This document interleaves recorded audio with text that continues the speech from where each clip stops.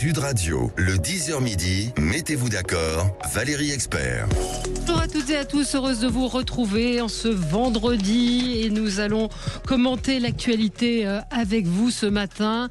Bonjour Gilles Gansman. Bonjour et bonjour Félix Mathieu. Bonjour Valérie, bonjour tout le monde. On va voir avec vous, alors on a beaucoup parlé de Chine, de l'habillement, des conditions de fabrication de ces vêtements. Vous vous êtes intéressé à ces horribles petits personnages qu'on appelle des laboubous qui ont été très très à la mode. C'est un petit peu retombé, mais il y a une face cachée dont vous allez nous parler dans un instant. Nous, on va revenir pendant les débats sur le budget avec, on l'a évoqué hier, cette réunion, ce conseil des ministres mobilisable à tout moment ce week-end pour éventuellement adopter un 49.3. Tout ça pour ça. On a eu des débats à l'Assemblée. Visiblement, on est dans une impasse. On en parlera tout à l'heure. Et puis, ce chiffre choc, un quart des Français sont aujourd'hui à découvert le 18 du mois. Et là, on vous attend au 0826 300 300 pour que vous nous racontiez, vous, comment vous arrivez à gérer votre budget, sur quoi vous avez fait des impasses, s'il y a des choses sur lesquelles aujourd'hui vous vous restreignez. 0826 300 300. Et puis, un sujet qui fait beaucoup réagir sur les réseaux. Jean-Marc Morandini condamné à 2 ans de prison avec sursis et 20 000 € d'amende pour corruption de mineurs. Il est toujours à l'antenne sur CNews. Est-ce que vous êtes choqué? Toujours le même numéro, 0826 300 300. Alors Gilles, le son du jour le son du jour, vous allez parler avec Laurence Saillet du budget. Du budget. Et ce matin, Maxime Yeddo recevait Amir Reza Tofighi, président de la CPME, au micro donc de Maxime Yeddo, qui expliquait que maintenant la blague a assez duré et qu'il faut un budget pour les entreprises. Les entreprises sont bloquées sur les investissements et pour les recrutements. Écoutez un peu son cri de colère avec Maxime Yeddo. On est en janvier, on n'a toujours pas de budget. Toujours pas de budget pour les entreprises, ça veut dire des investissements qui sont gelés, des recrutements qui sont décalés. Et tout ça va avoir des conséquences importantes sur l'emploi, sur l'économie, sur la croissance. Donc il y a un moment donné, il faut que cette blague elle s'arrête. Il faut qu'on ait un budget parce que... Pour vous, c'est ça, c'est une mauvaise blague depuis des semaines et des semaines, les propositions farfelues, les fausses discussions, les mauvais accords. Et bien sûr, on a l'impression qu'on est en train de jouer 2027 avec des propositions qui sont ahurissantes mais qui sont juste là pour des fins électoralistes. Donc oui, on a besoin d'un budget, il faut être un peu responsable quand même. Un pays a besoin d'un budget et pas avoir un budget en février ou en mars. On a besoin d'avoir un budget dès maintenant pour qu'on puisse enfin avoir une visibilité pour les investissements, pour les recrutements, pour les entreprises. Oui, et ce matin, à la une du Parisien, ces entrepreneurs, ces patrons qui sont en colère. Aujourd'hui, ils ne peuvent plus embaucher, ils n'ont pas de visibilité. On va en reparler, évidemment, tout à l'heure. Et là aussi, vos réactions, si vous êtes patron d'une petite, moyenne entreprise, quelle est la situation pour vous? Alors, c'est quoi le problème, Félix Mathieu, avec ces laboubous? Alors, peut-être nous réexpliquer ce que sont ces horribles peluches. Oui, certains trouvent ça mignon. Bon, apparemment pas vous, Valérie. Vous trouvez ça mignon? Moyen, ça a des petites dents pointues, ouais. Des oreilles de lapin, mais ça ressemble plus à un petit singe, un peu comme il y a eu les kikis à une époque, ouais. C'est beaucoup plus vieux, ou les souris Diddle il y a quelques années. Les laboubous, des personnages colorés, effectivement, qui ont beaucoup de succès, c'est assez flashy. On a vu les stars en acheter à des prix totalement exorbitants. Justement, pour vous aider dans votre introduction, je vais vous faire écouter un son qui raconte l'histoire des laboubous. Bon, alors vous pouvez partir, Félix. Mais non. Dua Lipa, Lisa de Blackpink, Rihanna, elles ont toutes craqué sur elle. Plus qu'une peluche, c'est un phénomène et avant tout un business ultra lucratif, vendu jusqu'à 150 000 $ pièce. Tout commence en 2015. L'illustrateur hongkongais Kazi Lung lance The Monsters, une série de livres pour enfants où apparaît Laboubou. Une peluche aux oreilles de lapin, sourire malicieux, à la fois mignonne et un brin inquiétante. Mais en 2019, le géant du jouet chinois Pop Mart signe une licence exclusive et transforme Laboubou en blind box. C'est coffre à mystère où l'on ne sait jamais sur quelle figurine on va tomber. Et ce suspense rend accro. Voilà, vous savez tous sur les boubous, je vous laisse voilà. en peluche. Donc c'est quoi continuer. le problème? C'est quoi le problème avec ces laboubous, Félix? C'est l'envers du décor, hein, parce que c'est pas tout rose comme on pourrait le croire en les voyant en magasin. L'envers du décor, c'est dans des usines chinoises, 11 heures de travail à la chaîne par jour, 7 jours sur 7, rien de moins. Il n'y a pas de temps de travail mentionné dans le contrat de travail. D'ailleurs, les travailleurs qui viennent pour y travailler, on leur demande de signer ça en 2 temps 3 mouvements, même pas 5 minutes pour lire. Ils embauchent des adolescents qui n'ont même pas le minimum de garantie lié au statut de mineur que pourrait leur garantir leur âge. Parmi les conditions, parmi ce qui a été répertorié aussi dans ces usines qui produisent les laboubous, on a la nourriture, les conditions de vie insalubres, des salariés même qui n'ont pas été payés du tout. C'est-à-dire que vu les conditions épouvantables dans ces usines, au bout d'une semaine à peu près, ils ont fini par partir, par jeter l'éponge. Résultat, ils n'ont même pas eu un petit salaire d'une semaine pour les 7 jours qu'ils ont passé à se faire exploiter dans ces usines. Et tout ça, c'est pas moi qui le dis, c'est les conclusions de l'enquête d'une ONG qui a envoyé du monde sur place pour rencontrer des dizaines de travailleurs parmi les 4500 ouvriers employés dans ces usines qui produisent les laboubous. Alors, comme souvent, quand il y a ce genre de choses qui sont dénoncées, vous savez, c'est un peu la mondialisation heureuse. Chacun se défausse sur un autre. Alors, c'est ah oui, mais les sous-traitants, on va régler le problème. Peut-être qu'on a des sous-traitants qui n'ont pas été assez regardants, etc., etc. C'est toujours de la faute de quelqu'un d'autre. Mais le fait est que les conditions sont là, les conditions de travail sont là. Cette ONG qui s'appelle China Labor Watch le dénonce. Donc ils ont envoyé des enquêteurs sur place, ils ont interrogé des travailleurs. C'est comme ça qu'ils ont fait cette enquête. Ils en ont rencontré une cinquantaine sur place qui n'étaient même pas au courant de leurs droits. Une réalité en fait qui est aggravée aussi parce qu'on, vous l'évoquiez un peu, ce phénomène de mode. C'est-à-dire que à partir du moment où ça devient furieusement à la mode sur un temps très court, ça risque de se démoder du jour au lendemain. Donc tant que ça s'arrache comme des petits pains, on exploite le filon à fond. Puis il y avait beaucoup de copies. Oui, il y a eu beaucoup de contrefaçons. Il y avait beaucoup de contrefaçons. Mais est-ce que c'est pas la même chose pour tous les jouets fabriqués en Chine? Effectivement, on en a parlé au moment de Chine. Vous voyez, c'est pareil dans l'habillement. C'est des choses qui sont effectivement régulièrement dénoncées, pas que pour les laboubous. Alors, 0826 300 300, est-ce que vous avez cédé, vous, à la mode de ces peluches 0826 300 300. Cynthia est en ligne avec nous, elle nous appelle de Narbonne. Bonjour Cynthia. Bonjour Valérie, bonjour tout le monde. Alors, vous avez des enfants, ils vous en ont demandé? Alors j'en ai 3, oui bien sûr, ils m'ont demandé les laboubous. Et en fait, avant d'acheter quoi que ce soit, je regarde toujours déjà l'objet qu'elles veulent acheter, le prix. Et quand j'ai vu déjà que ça avait une tête horrible, déjà je leur ai dit que c'était franchement très moche. Et ensuite j'ai regardé les prix et je leur ai fait comprendre que c'était inconscient déjà d'acheter quelque chose d'aussi cher pour une pluche. Je veux dire, elles sont grandes, dans 1 ou 2 ans elles en auront plus besoin. Et en plus, c'est pas quelque chose qu'on va garder à vie. On sait très bien que c'est des produits qui viennent de Chine. Et j'essaye souvent de boycotter un peu tout ce qui vient de Chine parce que toute leur production, elle est quand même très mal faite. Elle tient pas longtemps. Donc, en le prix et le regard atroce de ce nounours-là, j'ai dit non, ça c'est pas possible. À la place, j'aurais acheté un autre nounours pour leur faire plaisir. Mais ça, j'ai dit non, il faut comprendre qu'à un moment donné, faut pas se laisser entraîner dans la mode, même si il faut céder parfois sur autre chose. Mais après, il faut être raisonnable, il faut essayer de comprendre que c'est quelque chose, on peut, avec cet argent, parce que j'en ai vu qui se payaient quand même 700 € ces petits nounours. Donc, ça, c'est des collectionneurs, mais...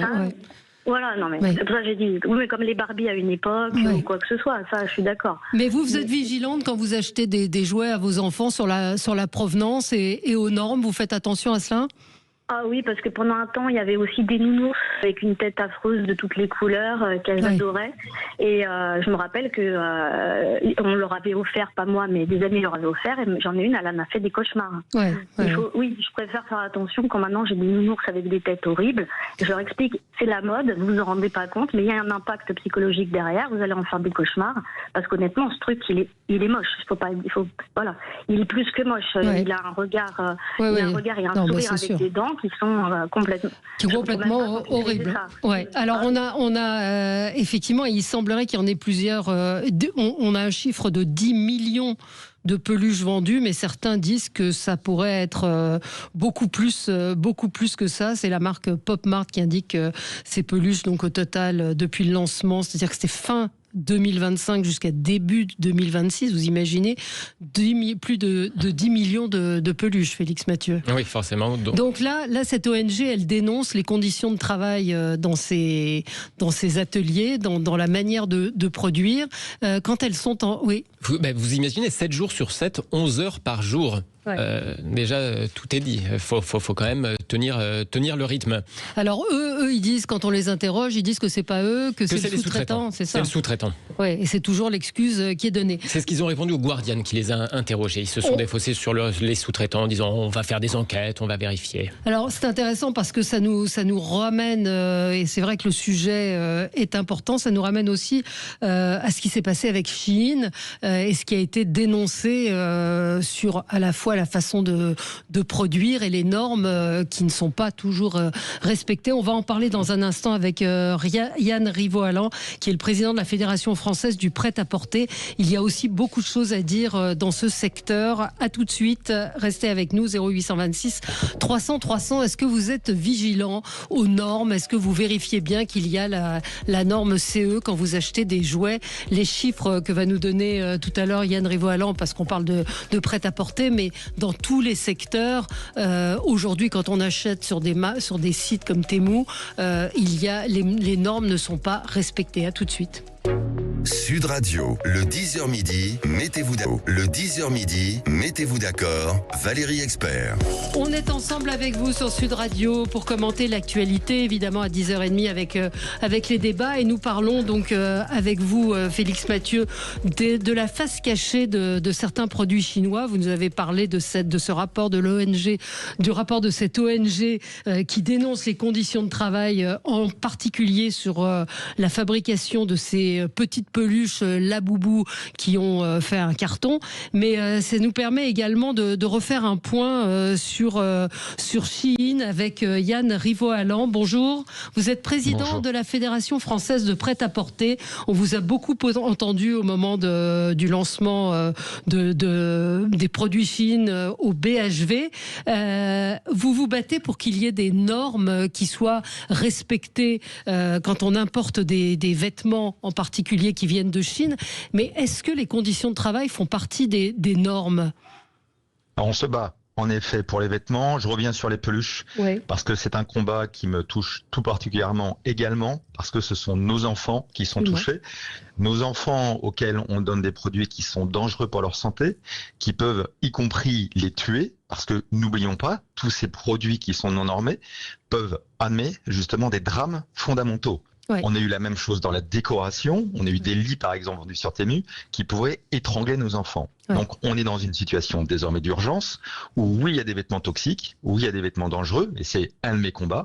Mais on se voit sur les cosmétiques, sur la décoration, sur les jouets. Eh bien, systématiquement, on met tous les consommateurs en danger. Et c'est là mon combat, de défendre les consommateurs et de défendre les Français. Oui, j'avais discuté avec le patron de la Fédération de la beauté et de la parfumerie qui me disait que 80%, je crois, des produits qui sont importés en matière de cosmétiques ne correspondent pas aux normes, en particulier les crèmes solaires. Il n'y a aucune protection solaire. Il faut que les auditeurs de Sud Radio qui nous écoutent soient bien conscients que quand ils achètent sur des plateformes chinoises, c'est souvent le cas. C'est-à-dire il y a plusieurs fraudes sur toute la chaîne de la valeur.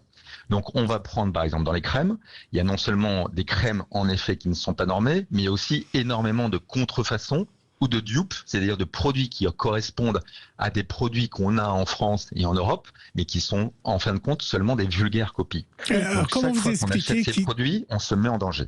Comment vous expliquez qu'ils arrivent en France? Par un phénomène très simple. Pendant des années, on fonctionnait par des containers et donc les douanes prenaient dans ces gros containers un ou deux produits, les testaient et à ce moment-là, on bloquait le container quand ça ne fonctionnait pas. Désormais, avec la digitalisation, c'est des milliards de colis qui arrivent, c'est près de 5 milliards de colis qui arrivent en France et donc on est submergé par tous ces colis et on ne peut pas les arrêter un par un, les tester un par un. Et on le voit d'ailleurs, quand on les teste, on s'aperçoit qu'il y a une majorité de ces produits qui sont dangereux pour la santé et qui sont non normés. Donc de ce fait, on doit muscler nos douanes et c'est l'objectif par exemple de la taxe petit colis qu'on veut mettre en place parce qu'avec cette taxe, on récupère ainsi des millions voire des milliards et c'est cet investissement qu'on devra mettre dans les douanes pour pouvoir se protéger. Oui, mais ça ne va pas changer la matière qui est mauvaise des produits de mettre une taxe. Alors vous avez complètement raison, ça va plutôt stopper tous ces colis, parce que le but c'est de faire qu'ils ne rentrent pas ni en Europe ni en France, et s'ils ne rentrent plus en effet dans nos pays, eh bien j'espère que tous les producteurs qu'on a essentiellement en Chine vont refaire des choses normées. N'oublions pas, la Chine en fait est capable du meilleur comme du pire. Du meilleur parce qu'on le voit, c'est un très gros compétiteur qui est capable de donner des produits d'extrêmement bonne qualité, mais à l'inverse, ils sont capables de nous envoyer les pires merdes, et je suis extrêmement vulgaire parce que justement, ça met en danger nos enfants, et donc il faut être véhément par rapport à tous ces produits qui arrivent. Vous n'avez pas répondu à ma question, c'est-à-dire est-ce que dans les normes aujourd'hui, quand on obtient une norme, les conditions de travail sont prises en compte ? Eh bien, pas du tout. Et c'est bien le souci parce que on ne peut pas jouer à la police dans justement tous ces différents pays. Donc, de ce fait, on sait que des personnes sont exploitées, on sait que des gens travaillent beaucoup trop, mais ce n'est pas notre problème entre guillemets. C'est catastrophique parce que évidemment, c'est horrible de savoir qu'on a acheté une peluche qui a été fabriquée par des gens qui sont exploités, mais en soi, légalement, on ne peut pas faire grand-chose. Et donc, de ce fait, c'est sur les autres sujets, comme par exemple la dangerosité, comme l'environnement, qu'on peut aller parce que de ce fait-là, on peut sur ces sujets pouvoir mieux se protéger. Mais tout est lié en fait. C'est-à-dire en fait, les gens, en fait, quand on vole, quand on fait des contrefaçons, quand on exploite, quand on envoie par avion, en fait, les gens qui sont brigands d'un côté sont des voleurs de l'autre. Donc, de ce fait, on règle quasiment tous les sujets quand on protège avant tout nos consommateurs et la planète parce que ça induit aussi après une fabrication qui est de meilleure qualité, comme on l'a évidemment en Europe ou encore en France. Est-ce qu'il y a eu des changements depuis l'arrivée de Chine au BHV ? C'est-à-dire, est-ce que, parce que on en a beaucoup parlé, c'est moins dans l'actualité aujourd'hui, est-ce qu'il y a eu